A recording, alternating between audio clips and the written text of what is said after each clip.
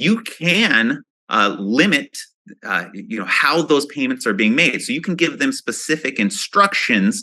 As long as you do so in writing, you can let them know, look, this is how we want you to make those payments. Now, keep in mind, they have to be reasonable. Okay, so those payment instructions, you don't get too wild here. Don't have too many hurdles. It should be very easy for them to make conforming payments. So however you want those payments to be made, don't play games with this. You want it to be relatively easy for the consumer.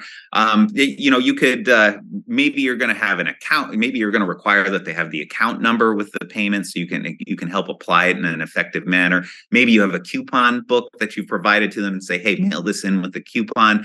You can set up a cutoff time as long as it's reasonable. Again, anything before 5 p.m. might be considered unreasonable. So be careful that reasonableness you need to take advantage of. Or you can require a specific address or multiple addresses where you say, look, mail your payments to this address. Okay. So if you have conforming payments, then you need to make sure that they are processed not kind of in the usual course of business, like we were talking about on that previous page. But what about non-conforming payments? So you've set up a system and you've disclosed it on the front end. This is how I want those payments to be made. Okay. You may have a customer who's a nonconformist, right? They may come in and they say, maybe I don't want to follow your rules because I don't want to include a coupon in every single one of my, payments that I mail out to you. Heck, maybe I want to show up at your branch with my entire payment in silver dollars with a money sign on the side of the bag, and I want to drop it off in person. Whatever, it's non-conforming, right? You're receiving the payment. It's not how you instructed them to do so. So then you can delay when that's going to apply. But however, look what it says under number 2 in the middle of the page there. If you receive that non-conforming payment, you have to credit it, or you have to apply it.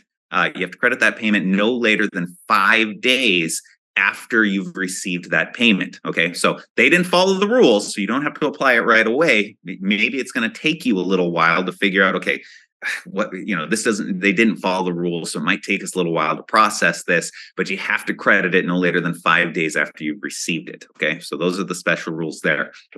Go ahead and flip to the next page, page 16 at the top. Partial payments. Okay, so if you are going to set up your system and not accept partial payments, you're going to hold it in a suspense account or in some other account and not apply it until you actually have enough for that full payment. Keep in mind, the requirement then is that on the periodic statement, so if you're going to hold that amount back in a suspense account before you apply it, you have to disclose that on the periodic statement. And if you can see in the material what that's supposed to look like. And then once they have, if they're making partial payments, once they've made enough to have a full payment, then you're going to credit it to whatever the most delinquent payment is. You're also, if you look at letter E in the middle there, the payoff statements, you have to, if you have a request for a payoff, what's the full payoff on this loan? There's a requirement. If they've provided it to you, you have to provide within 7 business days that response. So what is the total payoff in response to a written request? Okay, so keep in mind there, if I just call in and I'm asking what the payoff is, then you're not required to that 7-day turnaround. But if you receive that written request, then you have 7 days to get the amount back. And then also look at letter F on the bottom of page 16 there. Pyramiding late fees was made illegal with this rule. So don't be racking up late fees over time. You can't be stacking those up. That was deemed to be an abusive process. So make sure your system is not doing that.